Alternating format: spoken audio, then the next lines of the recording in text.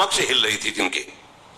सब सावधान, कौन कहां से आ रहा है? तो सामने देखा गौर शरीर भूति भल भ्राजा, भाल विशाल त्रिपुंड विराजा, शीस जटा शशि बदन सुहावा, ऋषि बस कछुक अरुण होइयावा। गौरांग वदन है और उस पर भस्म लगी हुई, विशाल भाल पर त्रिपुंड है और विकराल स्वरूप, टेढ़ी भौहें, लाल नेत्र। और इस सब ने परशुराम ने जो जो बड़े बड़े पले पले ढाल तरफ कूद पड़े, मंच से भागे प्राण बचा के। भगवान परशुराम जी का आगमन हुआ। वस्त्र तो मुनियों के से है, वलकल की लंगोटी, मृग शर्म बंधा हुआ, पीछे 2 तूड़ी, दाहिने हाथ पे फरसा, बाएं हाथ पर धनुष और सिंहवत चाल। उनका सेवक होगा मेरा, मेरे आराध्य देव का धनुष भंग करेगा? अरे सेवक वो होता है जो स्वामी को प्रसन्न करे, सेवा के द्वारा सेवकाई करे। ये तो दुश्मन का काम किया है, वो मेरा सेवक हो सकता है? जिसने भगवान शंकर के धनुष को तोड़ा है, शास्त्रा हुआ, वो अर्जुन के समान मेरा वो दुश्मन है। सामने उपस्थित हो, नहीं पूरी सभा को काट डालेंगे। सो बिलगाई बिहाई समाजा, न तुम्हारे जय है सब राजा। सब राजा लोग उसे बाहर कर दे या वो स्वयं बाहर होकर आ जाए, नहीं पूरी सभा मारी जाएगी। भगवान तो हाथ जोड़े खड़े हैं। लक्ष्मण जी उछल पड़े, विश्वामित्र जी के बगल में बैठे हुए थे, आए और कहा महाराज एक धनुष पे इतनी गुस्सा की जाती? हमने तो सैकड़ों धनुष तोड़े बाल्यावस्था में, जहां खींचते थे टूट जाता था, कभी आप नहीं आए गुस्सा करने के लिए। इस धनुष में क्या खास बात है जो आप इतना उछल रहे, क्रोध कर रहे और सब मारे जाएंगे, सब मारे जाएंगे? बहु धनु ही तोरी लरिकाई।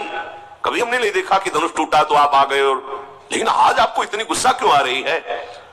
परशुराम जी ने कहा चिरंजीवी का आशीर्वाद दिया है इसलिए मैं शांत हो रहा हूं। रे नृप बालक काल बस बोलत तो ही न संभार, धनु ही सम त्रिपुरारि धनु विदित सकल संसार। अरे मूर्ख बालक, तू काल के अधीन हो रहा है। साधारण धनुयों के सामने तो भगवान शंकर के अजगों को जो विश्व में बंदित हैं, उनके धनुष को तुम उनसे जोड़ रहे हो। लक्ष्मण जी ने कहा हे देव, मेरे तो ऐसा लगता है कि धनुष धनुष है, कोई भी धनुष हो, अब इस पुराने धनुष में रखा ही क्या था? उठाया जरा में टूट गया, इससे किसी का लाभ और हानि तो हुआ नहीं। मेरे प्रभु ने तो इसे समझा कि बहुत वजनदार है, बहुत कठोर है, तो उठाते ही टूट गया, इसमें कोई दोष नहीं है। और आप बिना किसी दोष के ऐसे उछल उछल करके क्रोध कर रहे हैं, हमको तो अच्छा नहीं लगता आपका ये स्वरूप।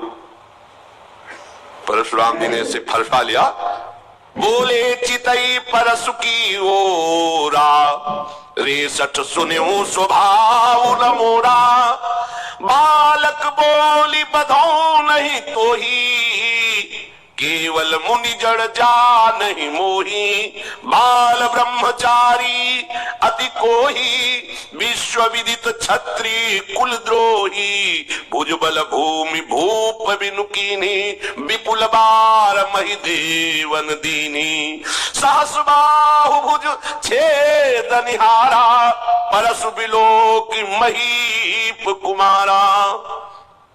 परशा से दिखाए दुष्टता की बात करता है, मेरे स्वभाव को नहीं जानता। अभी तक तू जीवित है केवल बालक समझकर चिरंजीवी आशीर्वाद दिया, इसलिए पूछ ले विश्वामित्र से, मेरी महिमा पूछ ले अपने गुरु से। मुझे निरा मुनि मत समझ, मैं बाल ब्रह्मचारी अत्यंत क्रोध करने वाला हूं और दुष्ट राजाओं का विनाश करने वाला है, मेरा फरसा है। अपनी भुजाओं के बल से 21 बार पृथ्वी के दुष्ट राजाओं को काट काट करके उनके राज्य का दान ब्रह्म ऋषियों को किया है। शास्त्राभाव की भुजाओं का छेदन करने वाले मेरे फरसे को देख। ऐ राजा के बालक, तो अपने माता पिता को शोक से युक्त करना चाहता है क्या? जब मैं दहाड़ता हूं और फरसा लेकर दौड़ता हूं तो स्त्रियों के गर्भ गिर जाते हैं, प्रहार करने की बात नहीं रहती। लक्ष्मण जी हंस पड़े, वाह वीर वाह मुनि, स्त्रियों के गर्भ गिर जाते, वाह कैसे महात्मा आपने, धन्य है। पूरी सभा हाय है कर रही कि छोटे राजकुमार क्या कर रहे हैं, मानो घी में आहुति डाल रहे हो, वैसे ही हाथ जोड़ के इन्हें शांत करना चाहिए। लक्ष्मण जी ने हंस करके कहा कि अब समझ में आया कि आप कितने जोर के योद्धा हो, पर हम आपको बता दें कि फूंक से पहाड़ नहीं उड़ाया जा सकता। भूल में मत रहना, बालक समझकर कहीं भूल में मत रहना, फूंक से पहाड़ नहीं उड़ाया जा सकता। ये बार बार जो है जो फरसा दिखा रहे हो, तो यहां कुम्हड़ बतिया को नाही, जे तर्जनी देख मर जाही। यहां कोई कुम्हड़ा की बतिया नहीं कि अंगुली दिखा दोगे सूख जाएगी, कि तुम्हारा फरसा बार बार दिखा रहे ना कि फरसा दिखा दियो हम डर जाएंगे। फूंक से पहाड़ उड़ाने की कोशिश मत करो, हमें निरा बालक मत समझो। आपको प्रणाम किया है तो सिर्फ मुनि वेश देख करके, ये जो आप फरसा धनुष बाण ये मुनि वेश के विपरीत है। मैं अभिमान से नहीं कहता हूं, आप सच्ची समझ लो, मुझे केवल बालक मत समझना। अगर हम आपसे अभी नम्रता से पेश हो रहे हैं तो उसका कारण है भृगुसुत समुझी जनेऊ बिलोकी, जो कछु कहो सहस ऋषिरों की। आप जो बोल रहे हो ना, और मैं सह रहा हूं, इसका कारण एक ही है, एक तो यज्ञोपवीत धारण की ब्रह्म ऋषि हो, और दूसरी बात जानता हूं भृगुवंश को पावन करने वाले महात्मा हो।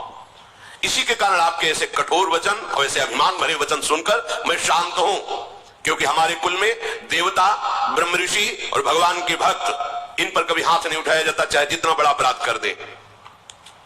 हमारे कुल में वीरता इन पर नहीं दिखाई जाती। आप ब्रह्म ऋषि है, महात्मा है, भगवान के भक्त पर, महात्मा पर, ब्रह्म ऋषियों पर हमारे कुल में कभी हाथ नहीं उठाया जाता, क्योंकि इनको मारने से बहुत बड़ी ब्रह्म हत्या लगती है, और अगर इनसे हार जाए तो बड़ी भारी अपकीर्ति होती है। फिर भी हम आपके पैर ही पड़ रहे हैं कि आप शांत